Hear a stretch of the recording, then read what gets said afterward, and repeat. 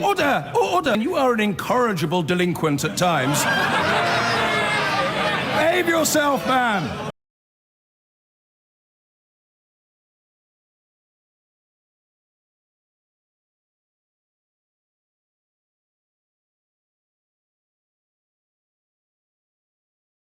With us here, the Secretary of State for Education, Justin Greening, who's also Minister for Women and Equality. One of the MPs leading the fight to reform the culture at Westminster, Labour's Stella Creasy. The star of television's Location, Location, Location, the property expert, Kirsty Allsop. The Guardian writer on economics, Aditya Chakraborty, who this week dished up the details on how the rich use tax havens to get richer, and claiming this is largely resented because the rich can do it and the rest of us can't, the columnist of The Daily Telegraph and The Spectator, Charles Moore.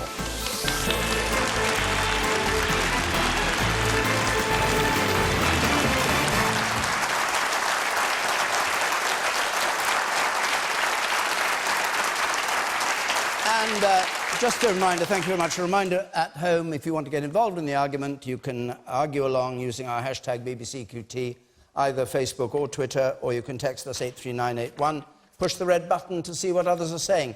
Now, our first question tonight is from Gemma Collins, please. Gemma Collins. In light of recent events, can Theresa May still call her government strong and stable? Can Theresa May still call her government strong and stable? Stella Creasy. No.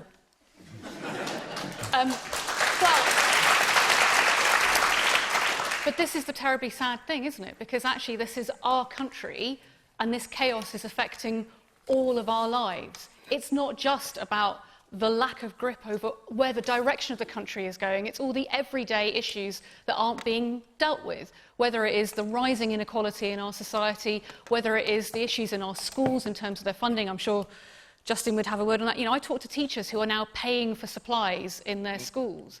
I talk to police officers in London desperately worried about the fact we're losing 3,000 officers from our streets. These are all big challenges that we have to deal with, and instead what's happening is the backbenchers of the Conservative Party are defining all of our shared futures. So people may laugh, but I am desperately worried about this, and let me be very, very clear about this, because if Theresa May wants to accept what we all know is inevitable and that she needs to throw in the towel, there's certainly many of us who would like to step up, called Labour, to run this country instead and fight for the future of this country. She should throw in the towel, Justin Greening. Totally disagree. I think the bottom line is that we're a government that is steering this country through a very difficult Brexit negotiation. But alongside that, we have a domestic agenda that is also shifting our country in the right direction.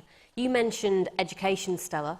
Well, there are now 1.8 million more children in good or outstanding schools, including some here in Croydon, than there were in 2010. When you look at people's take-home pay, we've taken millions of people out of paying tax altogether and raised the personal allowance for around 30 million people. We've got more people in work than we've had for many years, an unemployment rate that's about half of the Eurozone average. And what I'm saying is that people are in jobs and in work, the economy is doing well. I'm also saying that when we look ahead to the future, we're making sure that our young people are coming through the education system with the education skills they need. Hang on, both. Let me just ask Gemma Collins what she meant by the question. I mean, like, with regards to her not even to have a stable cabinet together, people leaving, distrust, they're arguing with each other and not focusing on what's actually happening. And when Justin Greening gives you a list of statistics about things that are, does that not convince you? Not really, no. Not really? When in the news something's happening every single week, every day, another problem, it's all noise just to cover it up. Justin, I'll come back to you. Kirsty also. I think the point you made, Gemma, about the news is very interesting. We're living in a very different news environment than we've ever lived in before. When I came on Question Time for the first time, like 8 years ago, Twitter didn't exist. The social media world in which we exist today does give us a sense of being destabilised. Things seem to be happening every day that we can't keep up with. Well, like 2 cabinet ministers resigning in a week. OK.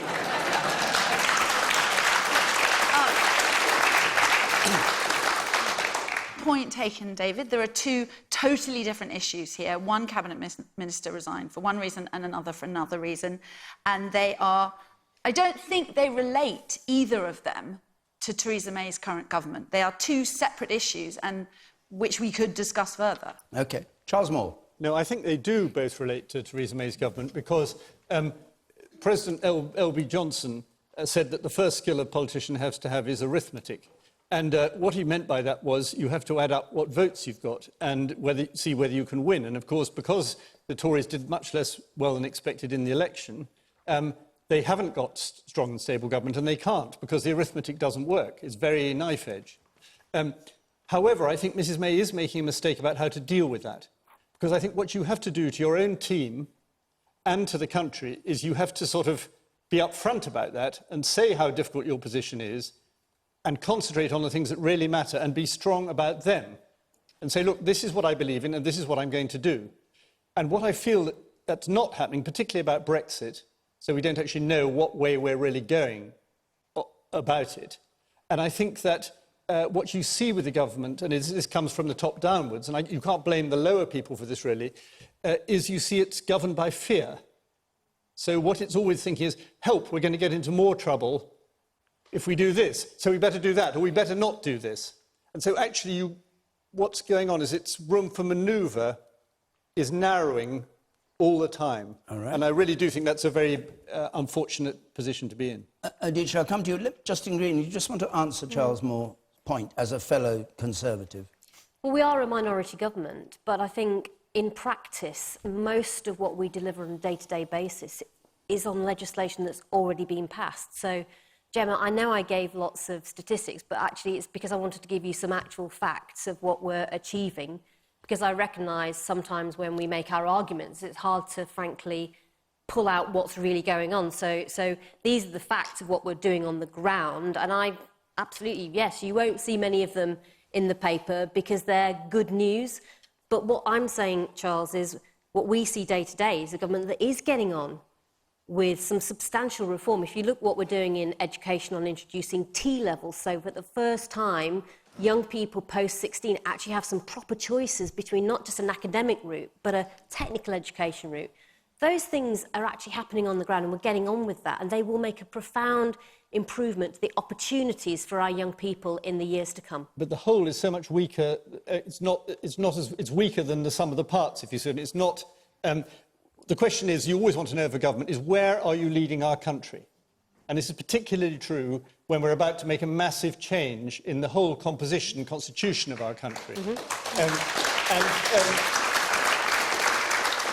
We need to know now, we need to know really in the next 3 or 4 weeks, what are we going to do to achieve the Brexit we voted for?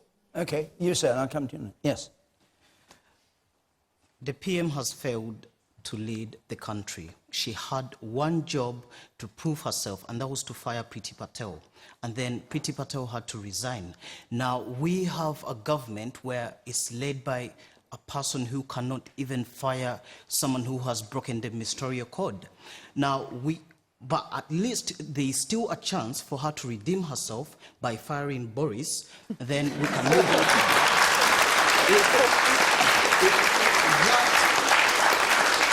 If that doesn't happen, trust me, she has until Christmas and the government will fall. Okay. She has to redeem herself. All right, we'll maybe come to that in more detail at each other on the main first point about whether the government is strong and stable. Well, the straight answer to that is obviously it's not strong and stable, it's weak and increasingly wobbly. To lose 2 cabinet ministers in a week, goodness me, I wonder what the next couple of weeks will bring. But the one bit of your question that I would take issue with, Gemma, is when you say in light of recent events. Because what I see going on with this government is a culmination of 7 years of doing the wrong thing over and over again. So they've said that they will fix the economy. Actually, they've tanked it so badly that we're going for the biggest squeeze on our living standards since the Napoleonic Wars. Theresa May says she's there for the just about managing, and she takes money off the poor and she sends disabled people to their deaths.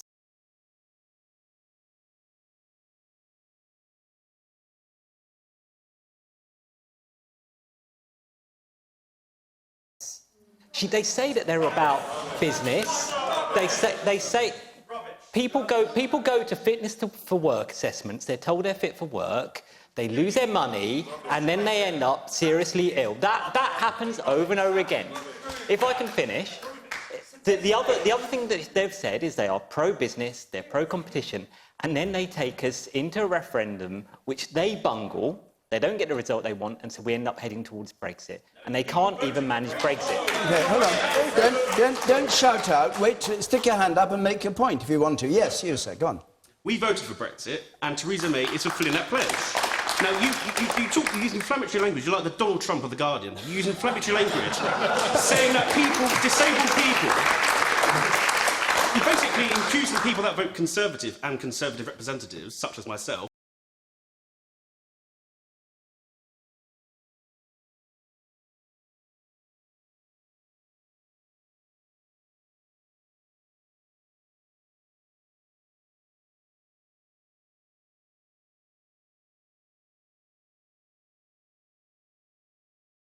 as sending people to their deaths because they're disabled. That's disgusting. So I can actually introduce you to some of the people who are disabled we can all introduce people to each other. Who can tell you about their friends. But you use language like Donald Trump. I bear very little resentment to Donald Trump. Inflammatory rubbish. OK, Stella Creasy. This is the problem, though, isn't it? People are now very angry. They're very scared because I'm being in an unusual position to agree with Charles Moore. Nobody knows the future direction of this country, and whether it is to do with Brexit and 18 months on literally having no idea, the Prime Minister promised us certainty we don't have that, or it's the simple, you talk about facts, Justin, most people here will recognise there is too much month at the end of their money, that actually we are now a country that is more indebted than ever. Who here manages to pay off their credit cards every month? You would have Who here actually recognises the cost of living is going up and up and up and is worried about what is going to happen next? And you're looking at a government saying, lead us. And instead you're seeing rogue minister after minister, story after story. I understand where you're coming from, Gemma. I think what we have to do, though, is ask for action, because it cannot continue like this. It's just too dangerous. Hang on a second. Let's hear from more men here, and now come to the feet. Yes, first in the third row there, you. I just wanted to pick up on Charles's point about arithmetic in the last election. The Conservatives didn't win as many seats as they would have liked to, but Labour also didn't win the last election. Yeah. So I think, hasn't the time come for some proper cross-party coalition support, because we're headed towards a national disaster? OK, to the man over here. You, sir, with the glasses, yes. Stella, I must take issue with you about your comment about you can't wait to get into power. The Labour Party are not in power. They can say anything, promise anything, spend billions, and they're not accountable. But fortunately, in Croydon, Labour are in power. And the Labour Council run the Children's Services Department, which has just received the most damning Ofsted report ever, where it has failed on virtually every single measurement and count. All right. It is now in special measures and is being overseen by a government-appointed inspector, because you can't be trusted in power to actually do the job. All right, let Stella answer that, and then I'll go to somebody else.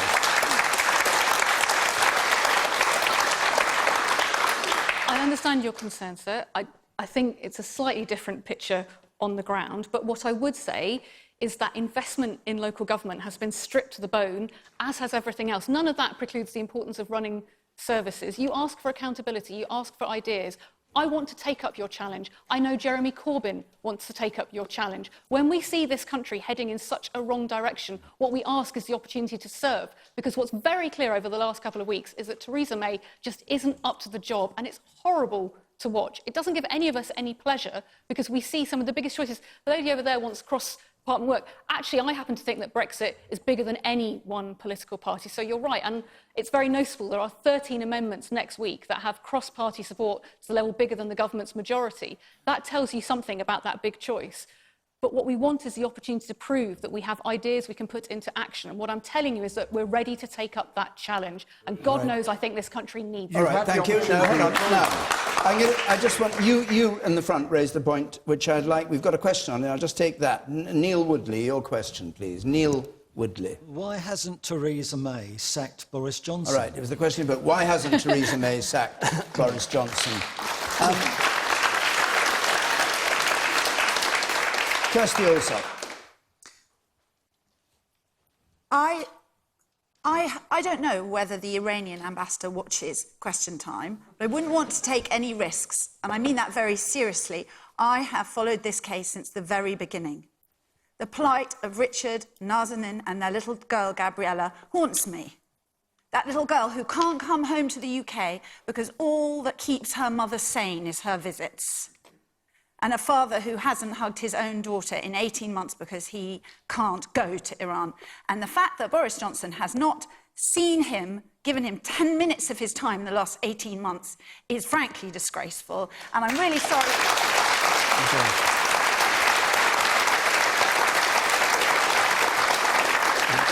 All right, maybe Charles Moore. Kirsty said something in the last answer to the previous question, which I think is important in all of this, about the rush of things that happens in the age of Twitter.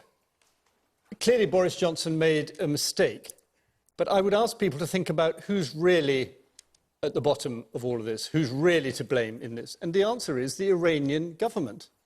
It's Iran that is behaving absolutely intolerably to Mrs. Radcliffe. It's Iran that's locking her up for no good reason.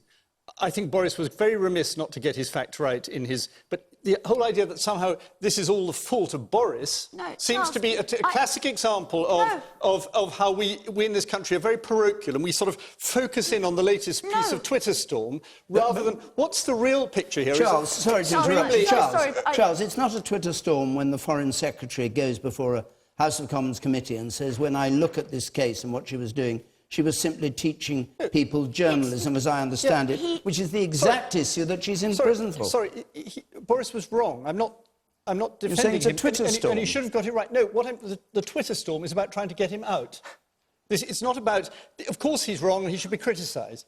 But you don't want the British Foreign Secretary falling for what is basically fundamentally the fault of Iran, of extremely evil power who is oppressing all its people and imprisoning a British citizen for no good reason. OK, Stella Creasy, is that why he's not been sacked?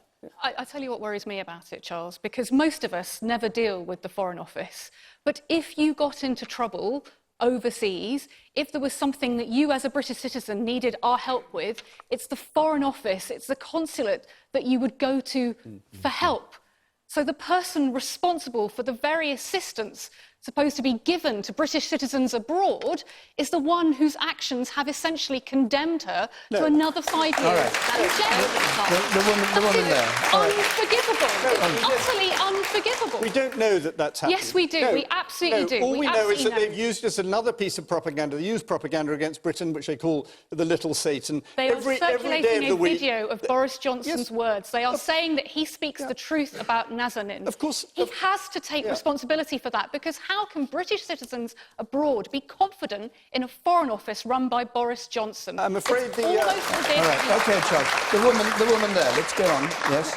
He's not doing his job properly. He's now given them ammunition to increase her sentence. He has made it worse. He is not doing his job. He's not doing briefings. And it's looking at us. If we go overseas and we get stuck, we're going to question whether the Foreign Office can actually support us and help us in this regard. Justin Greening. Well, I think Boris clearly said something that simply wasn't correct. He went to Parliament the next day to make sure he set the record straight. He's spoken to the Iranian foreign minister, who's confirmed it had nothing to do with the subsequent steps the Iranian government took. And of course, as Charles says, of course the Iranian press is going to make hay on this in the same way that had it been a different country, our press probably would have made the most of it. But the bottom line is we now need to, as Kirsty says, focus on actually trying to make sure that we get Mrs. Zaghari Radcliffe out of that Iranian jail and back home as a matter of urgency, and that's what the focus of the Foreign Office should be. Man up there on the right. Yes, I think that Boris Johnson had a chance to correct his statement, but he actually said it was actually taken out of context and misrepresented. So it's not actually the initial crime. Nobody's infallible. But it's actually the cover-up. And the problem is you are actually looking at somebody's life at stake here. You cannot have that kind of hubris. You have to say, I messed up. I probably got my facts wrong. She was not there for that reason. Just come up and say that. But he didn't. He just absolutely dissembled. And that's, I think, it's criminal.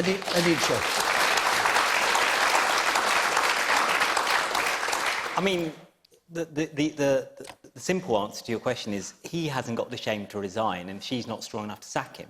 That's really what's going on.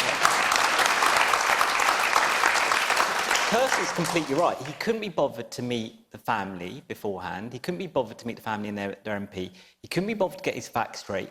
And then he couldn't even be bothered to give a proper apology. He gave a faux apology when he said, if I've offended him, I'm really blah, blah, blah, blah, blah. I mean, the man is an utter joke. This is meant to be our diplomat-in-chief, and this is how he's behaving. Right. Can I... Yes, very brief, Charles. I'm sorry, these things that are being said are not being said by Mr Radcliffe himself. He said that Boris has been misrepresented by the regime, and that he said in an interview this morning that he thought it was a good thing that this had at least... he's not happy about the situation, but he said it's a good thing. This has raised the salience of the question. Because one of the things the Foreign Office is always trying to do, and Boris should never have given in to his own office on this, is avoid questions like this. They hate questions about protecting individual British citizens because they always say it interferes with wider policy. And actually, in a funny way, this has turned out to bring more attention, thank goodness, on her case. It is true that Richard Ratcliffe has said that it will bring it further up Boris's inbox. That's what he said. But he also said there's a direct link between Johnson's comments and what's happened, according to today's Times. Yes, all right. We'll go on. Before we go on to another topic, though, just let me say where we're going to be next week. Newcastle next Thursday, Colchester the Thursday after that.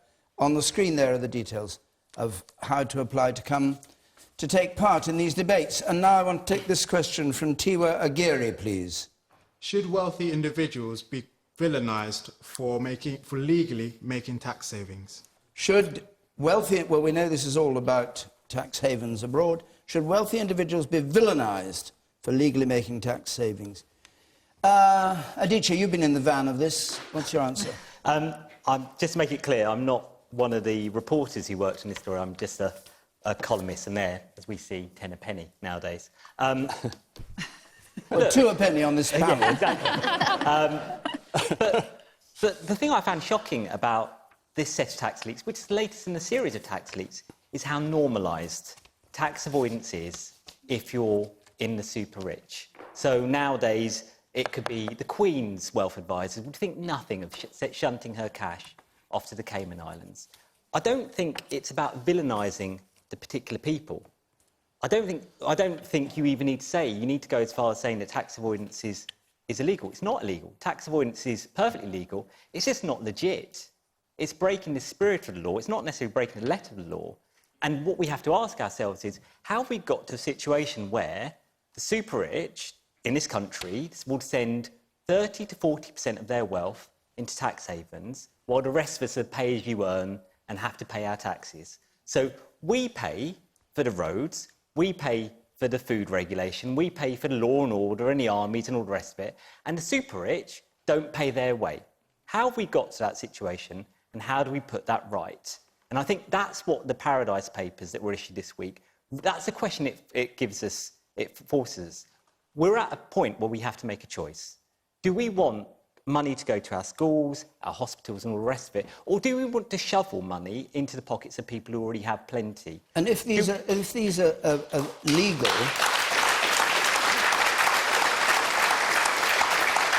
As Tiwa Aguirre said in his question, if these are legally made tax savings, how do you change the practice? I think the really big problem is that politics in this country is often shaped and influenced by people who don't actually have the same stake in the country as the rest of us do. So if you look at our newspapers, the biggest newspapers are owned by billionaire tax avoiders. I can mention a particular newspaper that Charles Moore writes for, whose owners have their own 80-acre fortress island. We also have a Conservative Party that scraped into government in 2010, and half the money for its election campaign was given to it by financial services, which is right at the centre of this tax avoidance industry. All right, let me go back... I'll just go back to Tiwa, who asked the question. What do you make of that answer? I thought it's a very fair answer. I think it's a good analysis of it, but I feel that this villainisation of these wealthy individuals and companies, it's actually the most effective way so far to get wealthy individuals to change their habits in some way, because I feel that parties on both sides are kind of a mixture of clueless and incompetent when it comes to tax avoidance issues, especially the aggressive tax avoidance that we've seen in the recent recent leaks. So I think these leaks kind of spur on the parties into action, but I don't think they actually have their heads around how to tackle it, really. But do you want to see people villainised? I'm not quite sure from your question, or whether you think they're wrongly villainised. To an extent. The way I see it is Which that way? I don't... I think to the extent that it forces them to look inwards and look at their actual habits on how they're purchasing things. For example, if you look at Lewis Hamilton, where he bought his jet with an offshore company, leased it to another company, who leased it to a leasing company, who then leased it back to himself. I mean, by the time you're triple leasing a product to yourself, surely that's morally repugnant, and you should kind of have a think about it. All right, Charles Moore.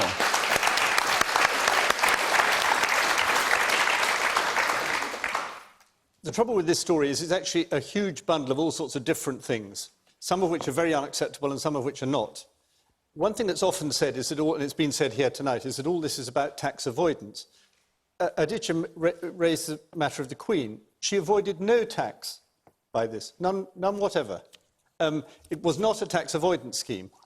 What happened was that the Duchy of Lancaster invests her money here and there, and it decided to put money into the Cayman Islands and later into Guernsey and into Bermuda, I think. In about 2,000, a very small amount of the total money, it must be said, her ownership of the particular company is worth £3,000. But anyway, it put it in there, and it was advised, and it was advised by the Duchy of Lancaster, and the Duchy of Lancaster is controlled by the Chancellor of the Duchy of Lancaster, who was always in the cabinet.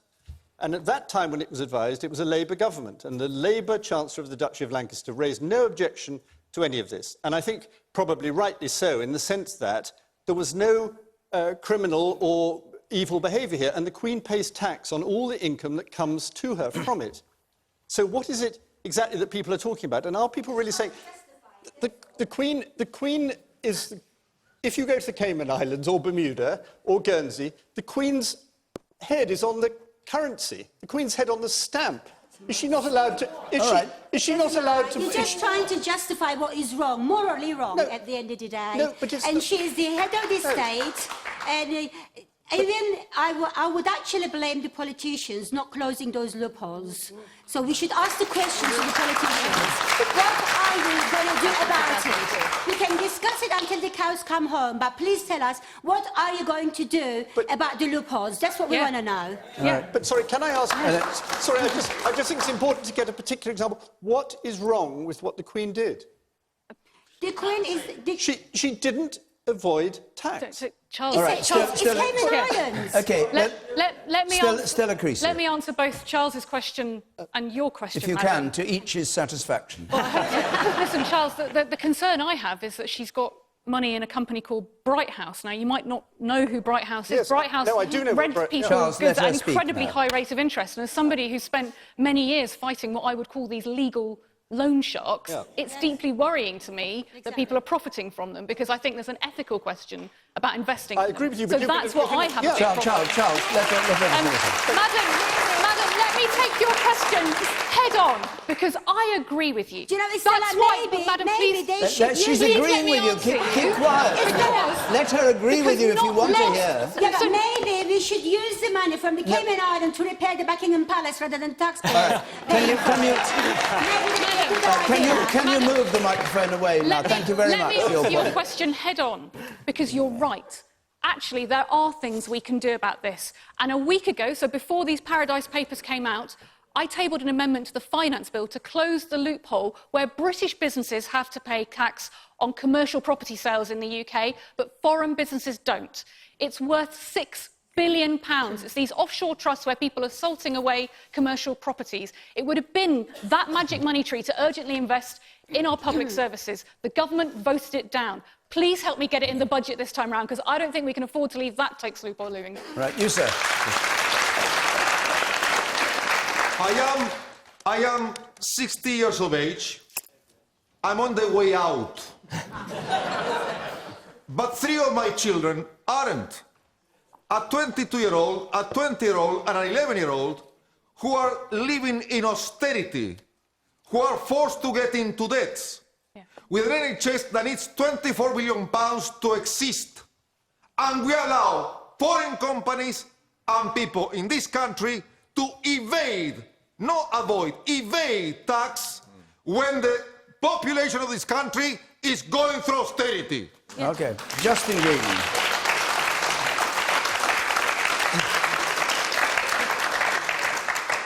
People should absolutely pay their fair share of tax. But these Paradise Papers are largely from years and years ago. Some of the situations we've just been talking about were literally from 2004, 2005. And I agree that all of those tax loopholes needed to be closed. And that's precisely what we've been doing since 2010. We've closed so many of them that we've actually raised £160 billion of extra tax from those measures. And I have to say, Stella, I heard you talking about your tax measure that you want to do, but before the last election, the Labour Party failed to support 3 key tax measures that were in the finance bill that we were trying to get through Parliament. Justin, and nobody could understand. Why did you vote down new clause 2? Hang on, Stella. You haven't answered my question, which is why did the Labour Party fail to support 3 key measures? One of them was actually about stopping companies shifting profits overseas so that we could actually tax them. I've just given you a clear example of us trying to close a tax loophole. You voted it down last week, Justine. I checked. We had a general election called and the finance bill went through it. You haven't because we had a my general question. election called and so it went through the wash-up. This is the same piece of finance legislation, isn't it? The situation isn't is it, that Justin? This is the same piece of legislation. You could have closed a £6 billion loophole that most other countries have closed and you chose not to. If I can finish, this was about getting the finance bill through Parliament before the election was called. There were 3 major measures to reduce tax avoidance. Labour wouldn't let them through.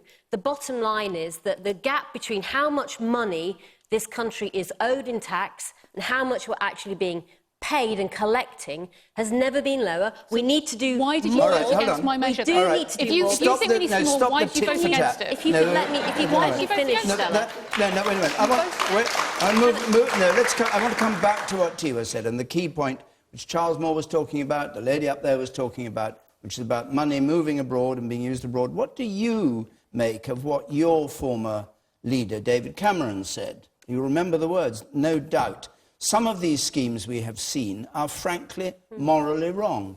Do you agree with him that moving money abroad, frankly, is sometimes morally wrong? Or are you in favour, as Charles is, of the Queen investing there and anybody investing there who wants to? I think there are 2 aspects of this. First of all, when there is aggressive tax avoidance, that should be shut down. One of the things... What is aggressive tax avoidance? Well, when people are deliberately moving profits away from the UK for no other reason than they're trying to avoid tax. And that's why we brought in the diverted profits tax to precisely do that. But the second point, and this is why I wanted to pick up Stella, is if as a country we're not happy how the rules work, then it's Parliament that should change them. But it is pretty galling to have a Labour MP telling us that we can't change the rules when they stood in the face of changing them before the election. Indeed, and we passed 75 separate tax avoidance measures. You've been in power for over 7 years and you keep on blaming this Labour government. Right. We are in 2017. Can you please list us what you're going to do as a government so that this can be avoided? We need to deal with the lawyers who are involved at the centre of this because they take part in this and nothing happens to them. Yeah. How about you penalise these lawyers so that they cannot take part allow her to answer. Yeah. Thank you. I'll come to you. So you're right. First of all, we need to continue closing this gap that is smaller but still there between what we're owed and what we actually collect. Secondly, we need to make sure that on transparency and the new rules that all these overseas territories have to follow about being clear-cut, who owns these companies that are based there, who owns and runs the trusts, we need to make sure that information is being shared with HMRC, which now it has to be automatically. And then the final thing is we need to make sure that HMRC is staffed up and resourced up properly to be able to go after that. And that is precisely what we're now doing, because we changed the rules and we can now make sure we continue to close the tax gap. But part of this is continuing to stay up to date, because as we close down these schemes, accountants and lawyers will try and find out new ones, and that's why this business is never really complete. The woman, hang on a second, the woman there, yes. This is a question of morality, not of legality. And someone asked me the other day, what would I do if I had all these millions of pounds? Wouldn't I move it offshore as well? Well, I can certainly say I would not do that, and I hope that a lot of people in this room would be able to say exactly the same. You would or you wouldn't? I wouldn't. You wouldn't.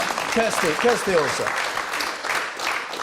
The financial advisor, Martin Lewis, did a Twitter poll today, and he asked people whether they would give cash to a builder in the knowledge that this was breaking tax rules but giving them a discount. And 53% of his respondents said they would.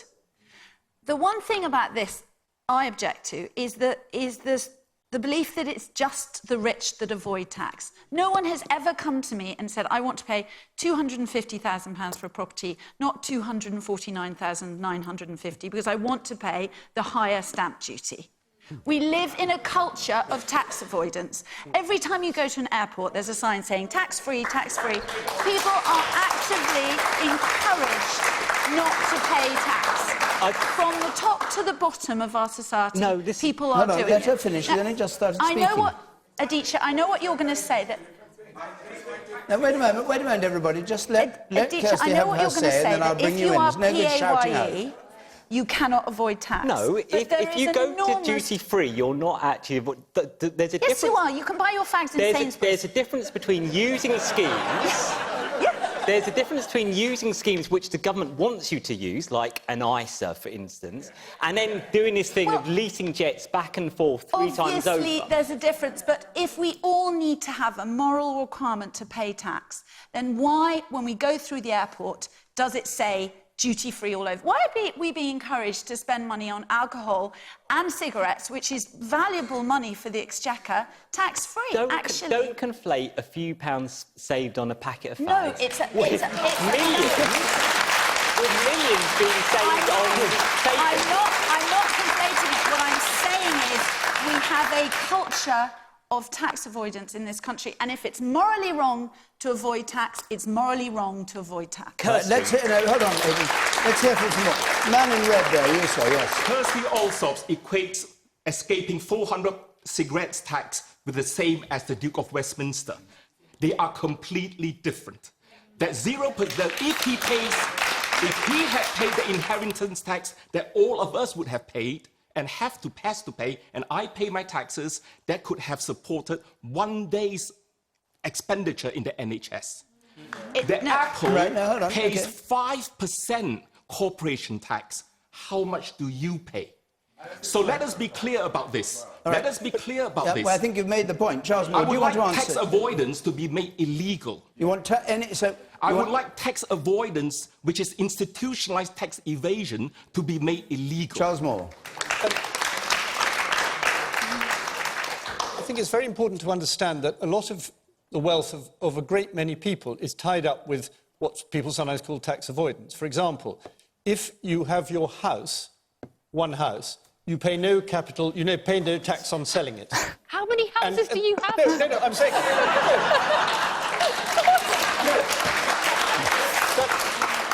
That's the point I'm making. Most people who own a house, which is the majority of the population, own one house. And no. When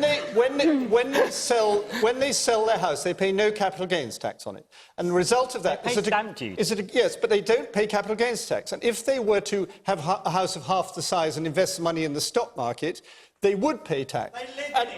Yes, but of course. But the point about this is that it's a very bad.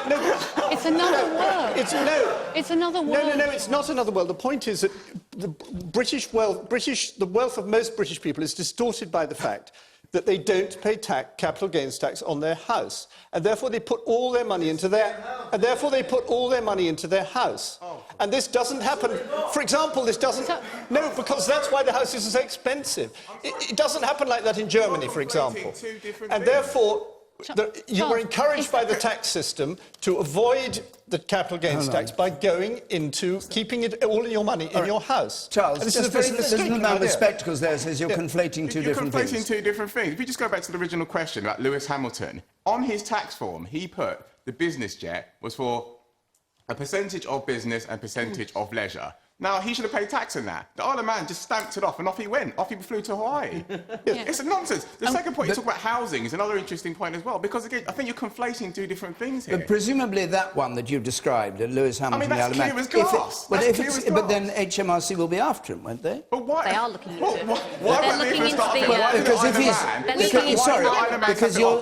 Can I make another point? Is the lobbyists that are going on here as well, and the revolving door between HMRC and the top four firms like PwC and Deloitte that spend huge sums of money lobbying the government, and then HMRC don't have the expertise, so they're bringing in these private consultants like McKinsey and this to help draft law, and they're just going back going, well, guys, we know what's going on the back door. We'll just devise a plan to get around it. It's not being addressed. This gentleman's talking about what's called the common purse payment. And transfer pricing. What the government does, which is a cosy deal with the Isle of Man that allows them to do this. There are always choices, just as there's a debate to be had about fairness. I don't think it's fair that British businesses have to pay a tax that non-UK businesses don't pay. Exactly. And I don't understand why anybody would hold UK commercial property overseas and overseas trusts as UK property, but they are. We, as taxpayers, are paying for the consequences of that. So the question for all of us is, what are we going to do about it? Because our public finances but you're and in our power. fairness, You could, as you can see, is damaged. you're in the House of Commons. She's not in I'm power. trying. I'm trying, sir. I'm trying, I promise The you. Labour and Conservative, no one has tackled this. Transfer pricing, for example, has been going on for years. And Fine. both parties have had opportunity to stop that. OK, it sounds like you ought to be in the House of Commons.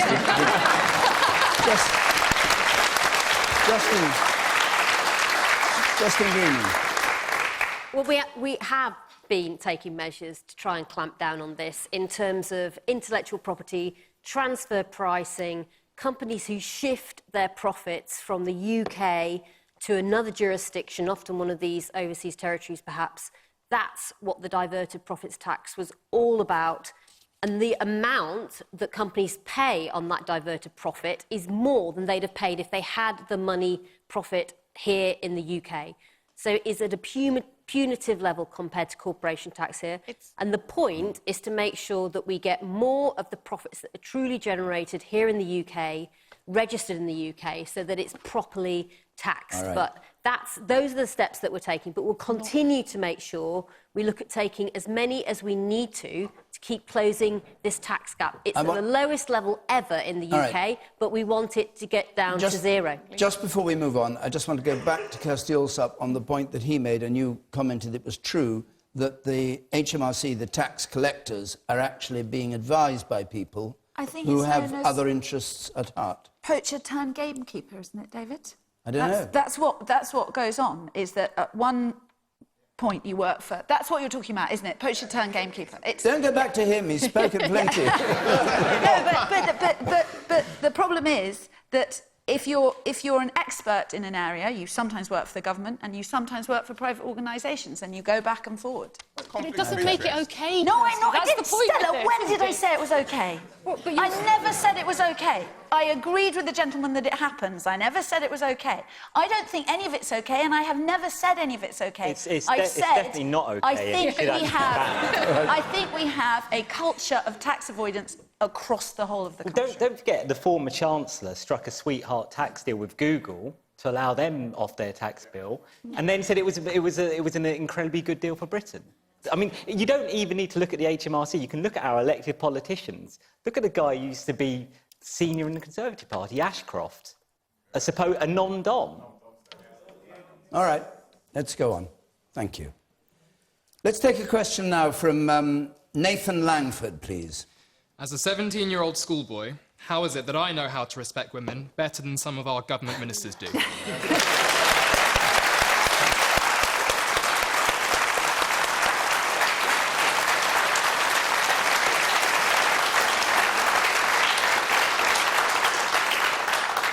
Justin Greening. I think it's a really good point. And I think when you look at what's been happening in the States with the scandal around Harvey Weinstein, or indeed what's been going on in Parliament, across all parties, frankly, I think there's a real need for a massive culture change, but backed up with some rule changes. So if you look in Westminster, the problem is that for too long, if people have had problems, not just women, but also men, there hasn't really been a way for them to get them properly followed up. And often they've only been left with talking to people within their party, often the party that they want to build a career in. So they've not come forward. And I think what we're now seeing across the board, whether it's show business and entertainment or indeed politics, is people who perhaps didn't realise other people had experienced these issues now coming forward. I think that's good, but I do think we need to make sure we have the processes in place within Parliament, and I think parties need to bring forward, certainly as we're doing, and I'm sure Stella will talk about the Labour Party, a code of conduct so that we actually set ourselves high standards. Well, less than 24 hours after we broadcast revelations about the scale of sexual harassment in Westminster, the Conservative Party has moved swiftly to send its MPs a new code of conduct. It's been drawn up by the Conservative Chief Whip, Sir George Young, who describes it as a basic statement of what should be best practice in the workplace. But not a single MP will be obliged to sign up to it. And parliamentary staff will be able to access it only if the politician they work for has adopted it. So, as I've been hearing further claims about harassment and bullying, will a voluntary code make any difference? And then finally, I mean, you made the point about your understanding of respect. Absolutely, schools have a key role to play in all of this. And one of the reasons we are updating relationships and sex education for the first time in 17 years is because it's important that that stays up to date and relevant for young people in our education system right now. Okay. Kirsty also. 25 years ago, when I was selling classified sales, a guy came up to me at the coffee machine and did a pelvic thrust behind me. And I turned around and told him to F off at the top of my voice. And I was the one that ended up with a threat of a written warning, not him. With a written warning? I ended up being threatened with a written warning, not him. And at the time, I thought it was grossly unfair. And I think 25 years later, that wouldn't happen. But this is about power. And I rang a friend this morning. You know, you're coming on Question Time, you do a bit of chatting. And she said to me something very interesting. She said, of all the incidents that have ever happened to me, there's never been a member of staff that was junior to me. This isn't about sex, it's about power. It's about people. It's about people who are senior to people that are below them and exercising a degree of control over them. And when it happens, you remember it, and you remember it forever. And I'm quite a robust person. I'm quite capable of telling people to F off. And I remember it. What I would say is there's one other point, and I would address it to the young man. I'm so sorry I didn't understand. Nathan. I was recently given a diversity document from a production company I do some work for, and it said in it, use of affectionate terms such as darling will also constitute sexual harassment. And I rang the HR department and I said, I think this is wrong. I don't think the use of the word darling does constitute sexual harassment. And I'm still battling with them about it. And I think that this is an incredibly important issue, but it's about power and abuse. It's not about that fantastic sexual humour and banter that we all need in our lives and we all have. I think it's about abuse of power, and it has to be stamped out. So I'll come to other members. But Nathan, you asked the question, how is it that you know how to respect women better than some government ministers do? What's your answer to that question? I'm completely astounded. Like we've seen with Michael Fallon and other government ministers, the sex toy minister, it's absolutely disgusting. And yeah, I agree with what Kirsty's just said. This has to bring about some kind of change.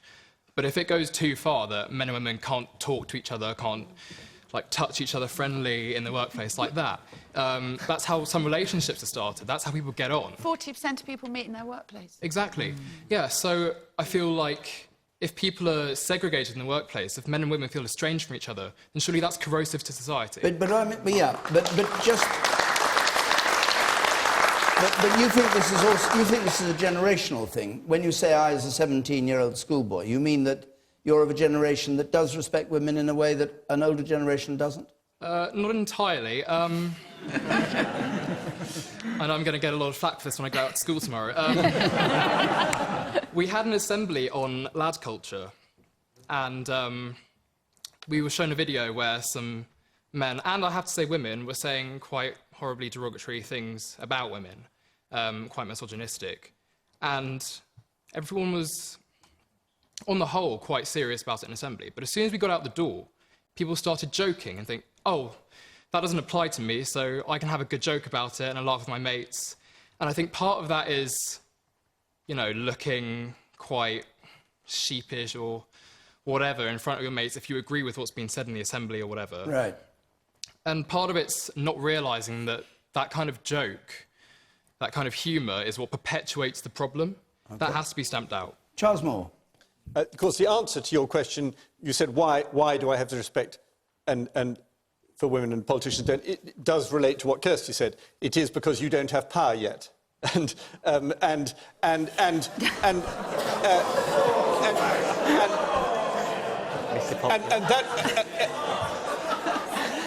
that is the basic problem we're dealing with. Kirsty's absolutely right about that. People exploit their power.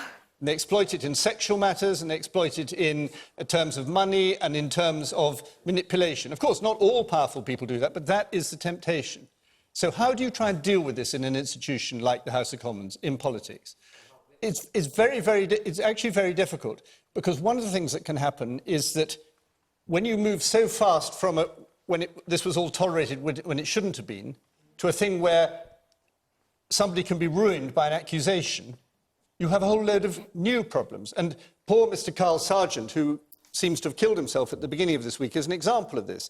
Yeah. He was chucked out of the Welsh government and suspended from the Labour Party, and he never knew, and he will never know, what he was accused of.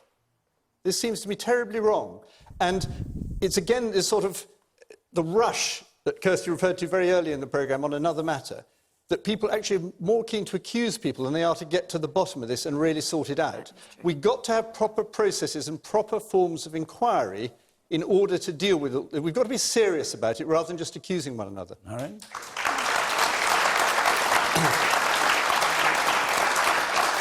So, Stella Creasy, is that an argument that does apply to Carl Sargent and the way he was treated?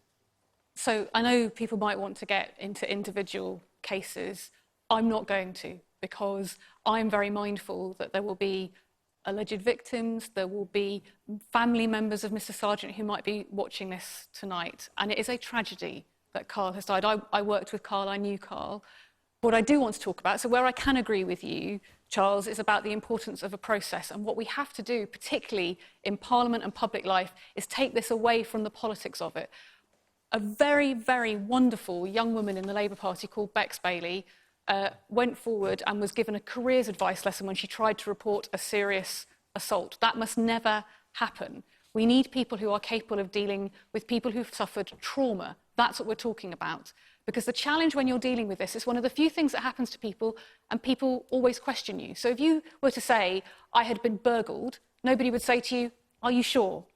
What was your house looking like at the time? Tell me about the windows. Tell me about the doors. Sadly, what happens with this, partly because with power comes the capacity to shame people and to silence them through shame. That's what we have to be able to break through. There have been some incredibly brave people who've come forward in the last couple of weeks. The duty and responsibility on all of us, absolutely, is to get the process right, but to do it in a way that makes sense for victims of sexual violence, sexual assault, and the problems that we're seeing now. We're a long way off that. We can get there if we take away the hysteria and the idea that somehow there is a witch hunt, and recognise how difficult it is for people to come forward because of that concept of shame. And that's not just in politics, that's across society. Yes. The best in grey there, yes. I think that Nathan made a very, very important point. He said, as a 17-year-old, he has more respect for women than some politicians. Charles, you said that is because you do not have power yet. By you saying that, you are insinuating that when he becomes a very powerful man, that he would then abuse women, and that is not right. What we have is a culture where sexual abuse and sexual harassment towards women is accepted because men are powerful, and that is clearly not right. You cannot insinuate that because he is not powerful, then that's why he doesn't respect women. Respect of women should be a universal standard. It should be by politicians. Regardless, if you are powerful, if you are not powerful, it does not matter. So making that statement is perpetuating a very, very bad idea. It is what you said, Charles. I'm sorry if I didn't make myself clear. I completely agree with that. The point I'm making is about the temptation that people get when they get into power. And this is what the abuse that has to be looked at all the time. It's not an excuse for it, but I'm explaining it. Aditya, Charles, I also think there's a generational issue here around perhaps what a younger generation thinks is acceptable. And I think attitudes have moved on, and I have to say, in the right way, frankly. Aditya. I think that's right. There is a cultural problem here of trivialising women. Sometimes that expresses itself very violently. Sometimes it expresses itself in the pages of our newspapers and in our media. I'm a loyal reader of Charles Moore, so before I came on, like Kirsty, I did a bit of research, and I remember this piece that Charles wrote for The Spectator in 2015, just around the time of the Labour leadership election, and it was titled, "Have Yvette Cooper and Liz Kendall got the looks for the Labour leadership?" And there was an amazing conclusion. A writer never writes his own headline. There was an amazing conclusion. A writer never writes his own headline. There was an amazing... As you know, you're a journalist. I do, but you did... I'm sure you wrote this bit, though. You said there is something quite appealing about Yvette Cooper, her slightly French crop and her black and white dress. Serious policies, seriously discussed. I mean, there is an issue which just affects our politics in which people are treated as lesser because they are women, or because they're from ethnic minorities, or because they come from working class backgrounds. And that's what we need to get rid of. All right. The one here.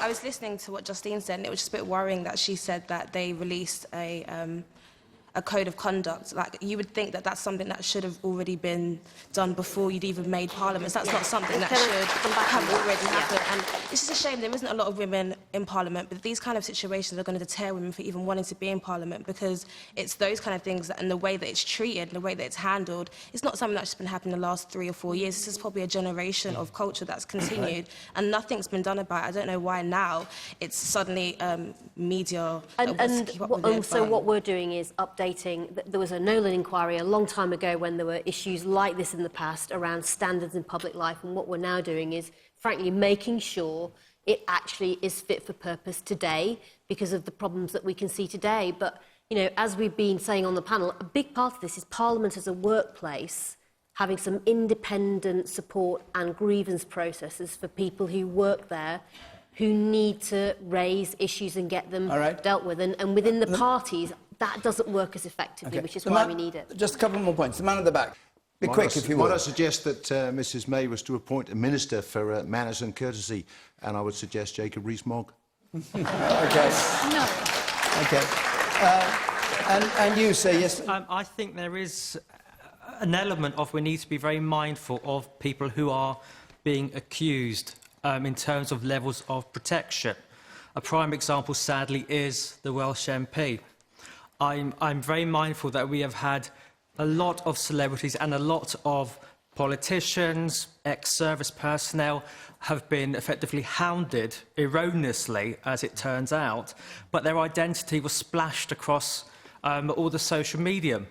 Now, if an alleger is able to have some degree of anonymity until an individual is charged or goes to court, surely they're also entitled to some protection. This is such an important point, because we don't have anonymity for any type of crime in this country.